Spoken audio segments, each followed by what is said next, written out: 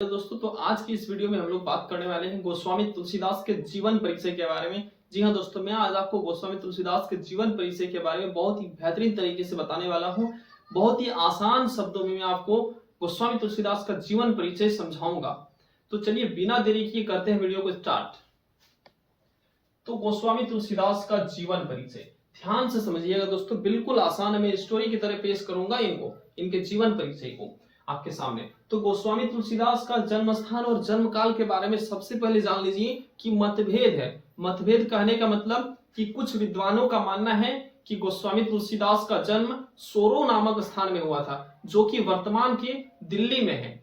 जबकि कुछ विद्वानों का मानना है कि इनका जन्म राजापुर में हुआ था, जो कि वर्तमान में उत्तर प्रदेश में है।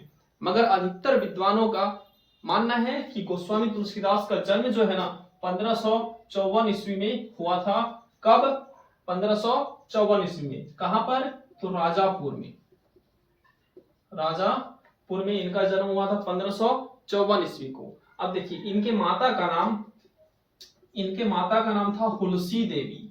क्या नाम था? हुलसी देवी। ठीक है ना, तुलसी की माता हुलसी, ध्यान दीजिएगा। गोस्वामी तुलसीदास की माता हुलसी देवी, ठीक है। जबकि पिता का नाम था आत्माराम दुबे। क्या नाम था दोस्तों? आत्माराम दुबे। क्लियर हो गया? अब देखिए, कहा जाता है कि गोस्वामी तुलसीदास का जन्म जो है ना नक्षत्र में हुआ था। यानी इनका जब जन्म हुआ था तो जाकर के अच्छा मुहूर्त नहीं था, माना जाता है ऐसा।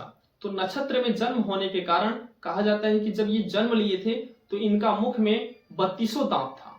कहने का तात्पर्य कि जब एक छोटा बच्चा जन्म लेता है तो उसका मुख में एक भी दांत होता नहीं है। परंतु आश्चर्य की बात कि जब इनका जन्म हुआ था तो 32 दांत इनका मुख में था। और जब बच्चे जन्म लेते हैं तो आवाज जो है ना वो विभिन्न प्रकार के निकालते हैं, है ना। परंतु जब ये जन्म लिए थे गोस्वामी तुलसीदास, तो इन्होंने सबसे पहले जो है ना राम नाम का उच्चारण किया था। राम नाम का उच्चारण किया था, है ना। और राम नाम का उच्चारण करने के कारण इनका नाम रख दिया गया राम बोला। कौन सी? राम बोला। क्या रखा था? राम बोला, है ना। यानी कि गोस्वामी तुलसीदास का बचपन का नाम राम बोला था। अब दोस्तों आगे समझते हैं। इनका जन्म हुआ, राम बोला इनका नाम रखा। अब देखिए कुछ दिनों के बाद ही इनका माता यानी कि हुलसी देवी का निधन हो जाता है। हुलसी देवी का निधन हो जाता है ना। पर विधि का विधान को कौन टाल सकता है। जब इनका उम्र, जब ये बाल्य अवस्था में ही थे तुलसीदास, तब जाकर के इनके पिता का भी निधन हो जाता है। यानी मानो एक तरह से ये अनाथ हो गए, है ना। अब इनके पास दिनहीन अवस्था में भीख मांगने के अलावा और कुछ चारा बचा ही नहीं। तो कहा जाता है, माना जाता है कि गोस्वामी तुलसीदास एक बार दिनहीन अवस्था में भीख मांग रहे थे, है ना। और उसी रास्ते से जो है ना नरहरिदास नाम के एक संत थे जो गुजर रहे थे। कौन सा रास्ते से? उसी रास्ते से जिस रास्ते से गोस्वामी तुलसीदास दिनहीन अवस्था में भीख मांग रहे थे, है ना। अब ये संत थे। संत जो होते हैं एक नंबर वाले संत ना, उनका दिल, उनका जो हृदय होता है, करुणा होता है हृदय में, दया आती है उन लोगों को, ओरिजिनल साधु लोगों को, ओरिजिनल संतों को, है ना। परंतु आजकल का संतों को ऐसा कुछ होता नहीं है। अधिकतर संत आजकल लूटने के फेरा में होता है ना। एक अंगूठी देगा, शादी हो जाएगा 2 महीना में, और ना जाने क्या किया, है ना। लेकिन सब लूटने का फेरा में होता है। परंतु जो ओरिजिनल एक नंबर वाले संत होते हैं ना, वे लोग लूटने का धंधा में नहीं रहते हैं, है ना। साथ ही साथ क्या होते हैं, उनके हृदय में करुणा भाव होता है, दया आती है। तो इन्होंने देखा, नरहरिदास ने, कि एक बालक रो रहे हैं, दिनहीन अवस्था में भीख मांग रहे हैं। किनको देखा था? तुलसीदास को, है ना। तो ये क्या किए नरहरिदास, अपने साथ तुलसीदास को लेकर आए अपना आश्रम। उस टाइम आश्रम हुआ करता था, गुरुकुल। तो वहां आकर के ये गोस्वामी तुलसीदास को प्रारंभिक शिक्षा दी। प्रारंभिक शिक्षा देने के बाद ये क्या किए? शेष सनातन के पास। कहां पर? शेष सनातन के पास आगे की शिक्षा के लिए इनका दाखिला करा दिया। इनका गोस्वामी तुलसीदास का, है ना। और कहा जाता है कि नरहरिदास जब आश्रम में दे रहे थे ना प्रारंभिक शिक्षा, उसी समय नरहरिदास के मुख से ही गोस्वामी तुलसीदास ने सर्वप्रथम राम कथा का श्रवण किए थे, अर्थात राम नाम का श्रवण किए थे, है ना। और इसका उल्लेख स्वयं गोस्वामी तुलसीदास ने अपना प्रसिद्ध ग्रंथ रामचरितमानस में किया भी है कि मैंने सर्वप्रथम नरहरिदास के मुख से राम कथा का श्रवण किया है। अब इसके बाद शेष सनातन के पास चला गया आगे की शिक्षा प्राप्त के लिए।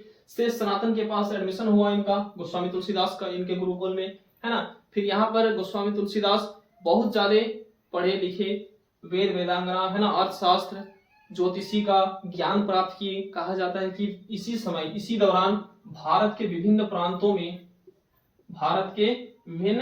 प्रांतों का परिभ्रमण भी किए थे गोस्वामी तुलसीदास, है ना। सारा चीज कर लिए, पढ़ाई अपना कंप्लीट किए, जाकर के क्या होता है, शेष सनातन का निधन हो जाता है। और निधन जैसे ही हो जाता है, गोस्वामी तुलसीदास अपना पढ़ाई समाप्त करने के बाद क्या करते हैं, अपना घर आते हैं। और घर आने के बाद यहीं पर कहा जाता है कि गोस्वामी तुलसीदास जो थे वो अपना पिता के मित्र, जिनका नाम था दीनबंधु पाठक। क्या नाम था दोस्तों? दीनबंधु पाठक की एक पुत्री थी।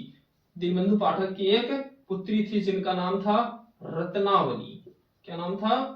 रत्नावली, है ना। कहा जाता है कि गोस्वामी तुलसीदास अपना पढ़ाई समाप्त किए, घर आए, और घर आने के बाद अपना पिता के मित्र दीनबंधु पाठक की रत्नावली नामक एक बेटी थी, उनसे ये विवाह किए। कब? 1589 को, ऐसा प्रचलित है, ठीक है ना। अब आगे क्या हुआ कि विवाह तो हो गया गोस्वामी जी का। अब विवाह के बाद गोस्वामी तुलसीदास अपने पत्नी से, यानी कि रत्नावली से इतना ज्यादा लगाव रखने लगे, इतना ज्यादा उनसे एक तरह से कहे तो प्यार हो गया इनको, गोस्वामी तुलसीदास को, कि रत्नावली के बिना एक पल भी गोस्वामी तुलसीदास रहते नहीं थे, है ना। एक पल भी नहीं रहते थे। और यहीं पर लोक प्रचलित एक कथा है कि रत्नावली एक बार गोस्वामी तुलसीदास के अनुपस्थिति में अपना मायके चले गए, यानी दीनबंधु पाठक के घर। गोस्वामी तुलसीदास आए शाम को, घर में देखा कि रत्नावली घर पर नहीं है, तो ये अधीर हो उठे कि ये कहाँ चली गई, मेरी पत्नी रत्नावली किधर चली गई, कहाँ चली गई। समय था भादों का महीना, है ना। इतना ज्यादा, भादों का महीना जो होता है ना, वो बारिश का महीना होता है ना। बहुत ज्यादा बारिश हो रही थी, बादल छाए हुए थे, लेकिन इन्होंने देखा नहीं कि रात हो चुका है, बहुत अधिक अंधेरा हो चुका है, पानी गिर रही है ना। कुछ नहीं देखा, ये चले गए घर से निकलकर रत्नावली से मिलने के लिए, यानी अपना ससुराल। जाते जाते रास्ता में कहा जाता है कि एक बार एक नदी पड़ता है, उस नदी को पार करना होता है। तो गोस्वामी तुलसीदास के माइंड में, उनका दिमाग में सिर्फ और सिर्फ रत्नावली थी। उन्होंने एक बहता हुआ शव को पकड़कर नदी पार किया। उनको इस बात का तनिक भी ख्याल नहीं था कि वो लाश पकड़कर नदी पार कर रहे हैं या लकड़ी का लट्ठा पकड़कर। उनको लगा लकड़ी का लट्ठा है, पकड़कर नदी पार कर रहे हैं, है ना, परंतु वो एक लाश था। तो नदी पार की, अब घर पहुंचे, ससुराल पहुंचे, तो जाकर के देखा उन्होंने कि सारा का सारा दरवाजा, सारा का सारा खिड़कियां जो है एकदम से बंद है, गेट बंद है। अचानक से क्या होता है, एक खिड़की खुलती है। गोस्वामी तुलसीदास थोड़ा सा मुस्कुराते हैं कि चलो खिड़की एक खुल गई। इनको लगा कि मेरे लिए मेरी पत्नी रत्नावली ने खिड़की खोली है, तो अब जाए तो जाए अंदर कैसे रत्नावली के पास। तो ये क्या किए, गोस्वामी तुलसीदास ने देखा कि एक रस्सी झूल रहा है खिड़की से, है ना। उस रस्सी को पकड़कर एकदम हीरो की तरह एंट्री मारे, एकदम धड़ाम से, एकदम रत्नावली के पास, है ना।